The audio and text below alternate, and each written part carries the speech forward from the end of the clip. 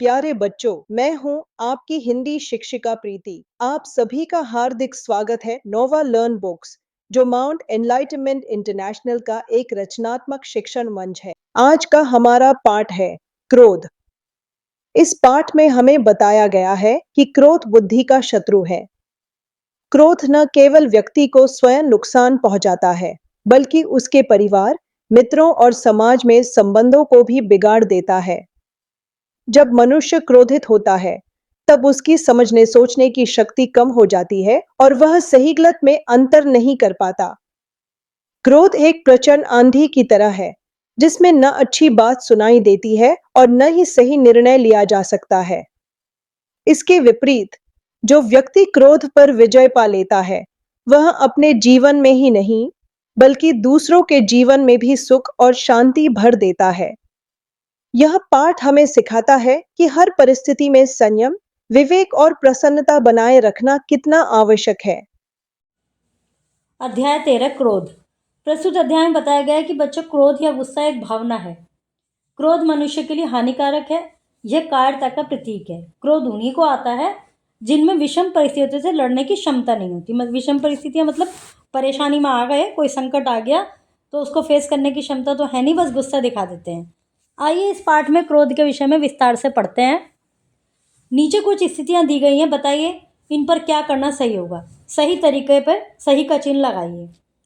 किसी ने तुम्हारा खिलौना छीन लिया तो क्या करेंगे? चिल्लाओ, बात समझाओ। दोस्तों ने तुम्हारा मजाक उड़ा दिया, मार दो उसके। टीचर से कहो। तुमने खेल में हार मान ली तो गुस्सा करो, स्वीकार करो और फिर प्रयास करो। क्रोध बुद्धि का शत्रु है, जो न केवल स्वयं का अपितु परिवार का विनाश कर देता है। मतलब गुस्से में अपना तो नुकसान होता ही होता है, फैमिली वालों को भी परेशानी होती है। जिसने क्रोध पर विजय प्राप्त कर ली है, वह केवल अपना जीवन में ही नहीं, बल्कि दूसरों के जीवन में भी खुशियां भर देता है। क्रोध पर विजय प्राप्त कर ली, जिसने क्रोध करना छोड़ दिया, गुस्सा करना छोड़ दिया।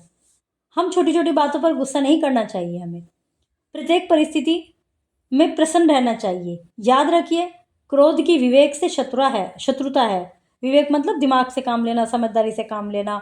तो यदि जिसमें क्रोध होगा, वो समझदारी से काम कभी नहीं ले सकता। क्रोध एक प्रकार की प्रचंड आंधी है। प्रचंड मतलब बहुत तेज आंधी है। आंधी में कोई बात नहीं सुनाई पड़ती, वैसे ही क्रोध आने पर शुभ चिंतकों की अच्छी बात भी नहीं सुनाई पड़ती। यदि कोई तुम्हारा वेल विशर है, तुम्हें अच्छी बात बता रहा है, तो तुम्हें उसकी बात भी सुनने का मन नहीं करेगा, तुम कुछ नहीं समझोगे उसे भी। ऐसी आंधी के समय बाहर से सहायता मिलना असंभव है। आ रही होती है तो उस समय बाहर से कोई हेल्प नहीं मिल सकती। घर के अंदर ही जो उपलब्ध सामान है, उसी से कुछ अपना काम कर सकते हो। उसी प्रकार जब क्रोध आता है ना, तो हमें अंदर से ही कुछ शांति हमारे अंदर होनी चाहिए। बाहर का कोई समझाएगा, हमारे कुछ समझ में नहीं आएगा। अतः उचित है कि हम पहले से ही विवेक, विचार और चिंतन को अपने हृदय में संजो कर रखें, ताकि क्रोध रूपी आंधी के समय हम अपने भीतर से ही सहायता ले सकें। कोई नगर है, उस पर किसी बलवान शत्रु ने अटैक कर दिया, उसको घेर लिया, तो उस नगर में बाहर से तो कोई वस्तु आ नहीं सकती, क्योंकि चारों तरफ से उसने घेर रखा है, कोई हेल्प नहीं आ सकती। तो नगर के भीतर ही जो कुछ साधन है, जो लोग हैं, वही अपना हेल्प करके उस शत्रु को भगा सकते हैं। तो क्रोधांध होने पर भी, क्रोध में अंधे होने पर भी बाहरी सहायता नहीं मिल सकती। इसलिए हृदय के भीतर सुविचार और चिंतन को संजो कर रखें। क्रोध इतना बुरा विकार है कि वह सुविचार को जड़ से नष्ट करने की चेष्टा करता है। क्रोध जो होता है, जो आपके अंदर सुविचार है, उनको भी उखाड़ने की कोशिश करता है जड़ से। वह विष से भी अधिक हानिकारक है, क्योंकि उसके नशे में भले बुरे का ज्ञान नहीं रहता। क्रोधी व्यक्ति से सभी, यहाँ तक कि सगे संबंधी भी कतराने लगते। किसी को ज़्यादा गुस्सा आता है तो उससे कोई बात करना नहीं चाहता, कि भैया इसे समझने का तो है नहीं, फालतू में गुस्सा दिखाएगा।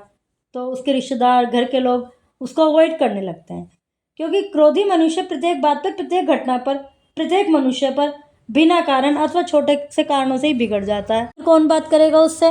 और यदि क्रोध का कारण बड़ा हुआ तो बस फिर तो वो बड़ा उग्र रूप धारण कर लेगा। फिर तो बस सवाल ही पता ही नहीं क्या कर देगा वो इंसान।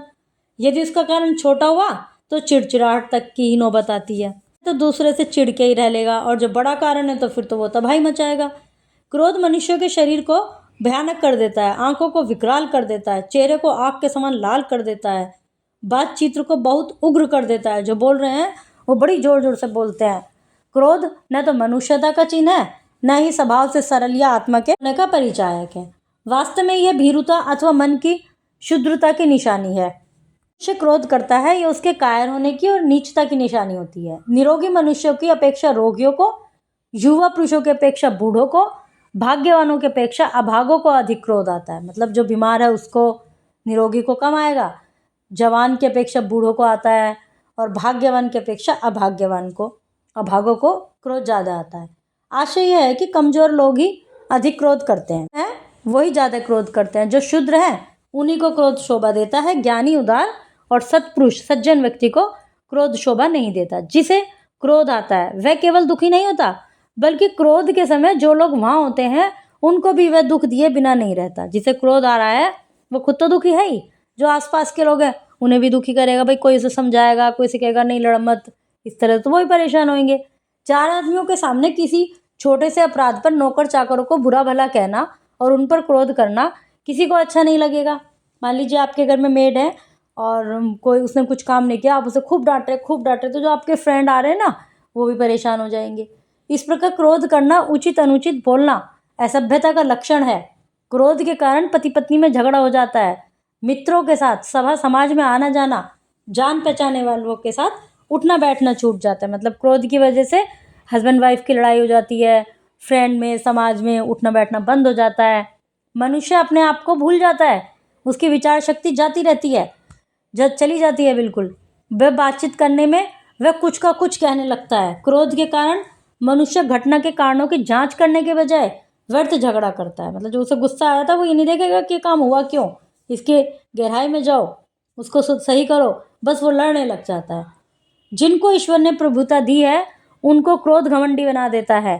क्रोध विचारों पर पर्दा डाल देता है, उपदेश और शिक्षा को बेअसर कर देता है, कृपा पात्र तक को द्वेषी बना देता है। जो कृपा पात्र होते हैं, जिनके साथ अच्छे से व्यवहार करना चाहिए, उनको भी दुश्मन बना देता है। जो लोग भाग्यवान नहीं है, यदि वे क्रोधी हुए तो उन पर कोई दया नहीं रखता। क्रोधी अनेक बुरे विकारों का शिकार होता है। उसमें दुख है, द्वेष है, उतावलापन है, निर्बोधता भी है। निर्बोधता ऐसे है कि कुछ पता ही नहीं है, कुछ ज्ञान ही नहीं है, बस बोले जा रहे हैं। क्रोध के कारण दूसरों को चाहे जितना कलेश मिले, किंतु जिस मनुष्य को क्रोध आता है उसी को सबसे ज़्यादा कलेश मिलता है, उसी की सबसे अधिक हानि भी होती है। औरों को तो मिलता है, लेकिन उसको सबसे ज़्यादा मिलता है। क्रोध से बचने के लिए हमें चाहिए कि अपने मन में पहले से ही दृढ़ता से यह प्रण कर लें कि हमें उस दिन क्रोध नहीं करेंगे, चाहे हमें कितनी भी हानि क्यों ना हो। हम प्रण करके चलें और सजग रहें अपने प्रण के प्रति। एक दिन बहुत नहीं होता, यदि हम एक दिन भी क्रोध को जीत लेंगे तो दूसरे दिन भी वैसा करने के लिए प्रण करना उचित होगा। मतलब एक दिन आपने डिसाइड कर लिया कि चलो मुझे रोज़ तो गुस्सा आता है, या आज नहीं करने का हूँ, यदि आपने उस दिन सफल हो गए आप अपने प्रण में, तो दूसरे दिन भी ट्राई करो, फिर तीसरे दिन भी करो।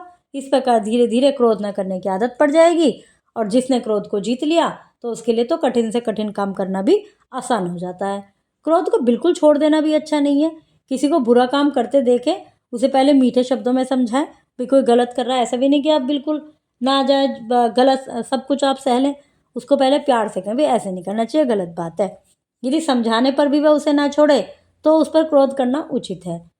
जिस क्रोध से अपने कुटुंबियों, अपने इष्ट मित्रों, दूसरों का आचरण सुधरे, ईश्वर में श्रद्धा उत्पन्न हो, दया, उदारता, परोपकार की प्रवृत्ति में वृद्धि हो, बढ़े परोपकार की प्रवृत्ति, तो ऐसा क्रोध बुरा नहीं है। क्रोधी स्वभाव का होना हमारे सामाजिक जीवन के लिए अच्छा नहीं है। क्रोध हमारे मन और शरीर दोनों को नुकसान पहुंचाता है। जहाँ क्रोध होता है वहाँ हमेशा दर्द होता है। क्रोध और असहिष्णुता सही समझ के दुश्मन है। असहिष्णुता मतलब सहन करने की शक्ति नहीं है बिल्कुल भी। क्रोध एक राक्षस है जो अहिंसा और गौरव को निगलता है। जो कुछ भी क्रोध में शुरू होता है वह विनाश पर खत्म होता है।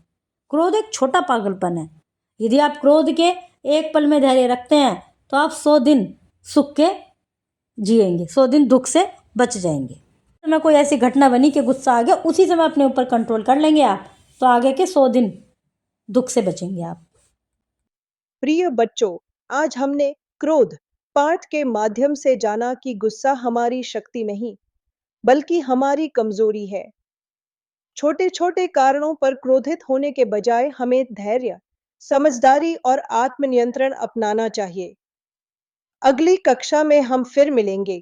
एक नए और जीवन मूल्यों से भरपूर पाठ के साथ।